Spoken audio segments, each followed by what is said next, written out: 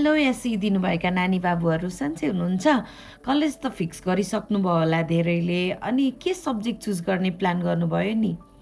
मेरो साथीले यो सब्जेक्ट पढ्दैछ, अब म त्यही पढ्छु भनेर लाग्नुभयो कि मेरो प्लान यस्तो छ, अब म यस्तो गर्ने म सोचिराखेको छु भनेर गर्नुभयो।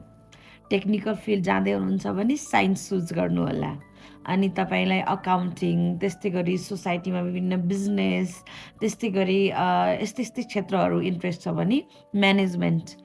अनि तपाईँलाई सोसाइटीतिर, सोसियल वर्कतिर, काउन्सिलिङतिर होइन, एनजिओ, आइएनजिओतिर इन्ट्रेस्ट छ भने चाहिँ तपाईँले म्यानेजमेन्ट, ह्युमेनिटिज सब्जेक्ट चुज गर्नुहोला। अनि पछि तपाईँलाई टिचिङ प्रोफेसनमा जानु छ अथवा टिचिङ प्रोफेसनको चाहिँ एक्सपर्टहरू बन्नु छ, विभिन्न ट्रेनिङहरू सञ्चालन गर्ने खालको चाहिँ अलिकति इनिसिएटरहरू बन्नु छ भने तपाईँले चाहिँ एजुकेसनको फिल्डहरू पनि चुज गर्न सक्नुहुन्छ। तर सब्जेक्ट चुज गर्दाखेरि आफ्नो इन्ट्रेस्ट, आफ्नो फ्युचरको प्लानिङलाई चाहिँ ध्यान दिएर सब्जेक्ट चुज गर्नु होला।